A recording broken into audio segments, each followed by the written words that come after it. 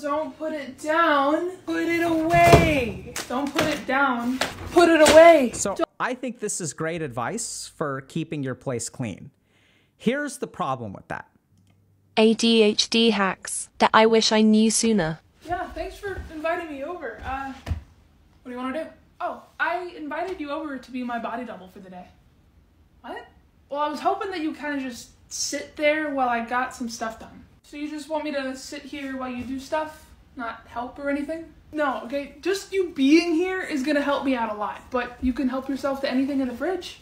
Why are all your condiments in the vegetable drawer, but your vegetables are in the condiment? Like, what are you doing? Well, if the vegetables were in the drawer, then it'd kind of turn into like a out of sight, out of mind kind of thing, and I would never use them.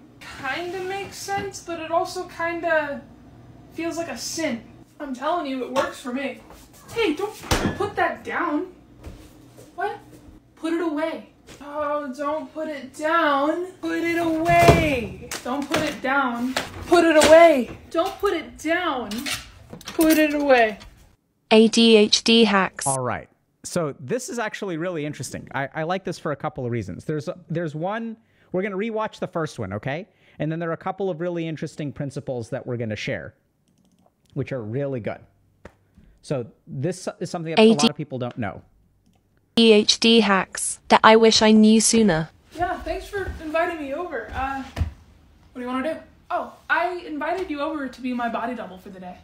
Okay. What? Let's well, I was hoping talk that you about kind of this just for a second. sit there while I got some stuff done. So you just want me to sit here while you do stuff? Not help or anything? No, okay, just you be. All right, so let's talk about this. So this is kind of interesting. So people with ADHD, so this person's basically saying, oh, like, I will be more productive if you come to my house and you sit down and you don't need to help me. But if you're around, it'll help. Okay, so let's understand, this is actually true. Let's understand the scientific principle behind it. And furthermore, once we understand the scientific principle, like, you may be thinking, okay, so if having someone around will help me do my work, but like, what if I don't have someone around? How can I take advantage of this even if I don't have someone around? So this is really important to understand. So let's understand a little bit about why this helps people with ADHD. Okay, so let's say that this is your optimal level of functioning. Let's say that this is the level of stimulation, okay, in your environment. So what happens if you take a kid with ADHD and you put him in an empty room? What does the kid do? If a kid with ADHD is in a completely empty room with no stimulation, so you start them over there, what do they start to do? Do ADHD symptoms increase or decrease? So this worsens ADHD. So what you'll find with a kid in an empty room is that they'll like move around, they'll fidget, they'll like whatever. And so what they're actually doing in this situation is increasing their stimulation, right? So they're self-stimulating. They start doing stuff. So if I add, let's say, a couple of toys, so I give them moderate stimulation, what happens to their ADHD? Their ADHD improves. And if I put a kid in a room full of tons and tons of toys with flashing lights and all kinds of other stuff, very high stimulation, what happens? Worsens ADHD. Okay? So if you look at a neurotypical brain, so this may be the optimal level of stimulation for people with ADHD. The key thing is that if you look at neurotypical people, what you tend to find is that the optimal level of stimulation is probably over here. It's lower than it is with ADHD. So even if you put a neurotypical person in a room with like nothing, they will also self-stimulate, explore, etc.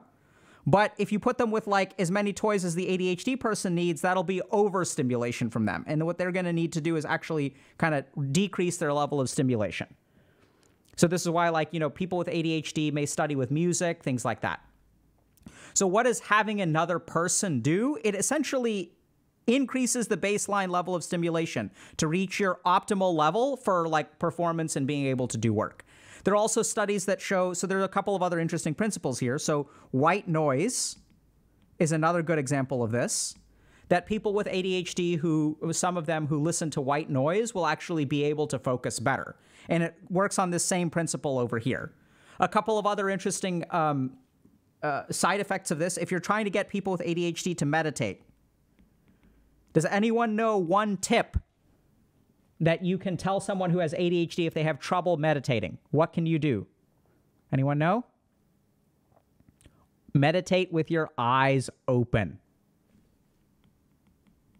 So what does that do?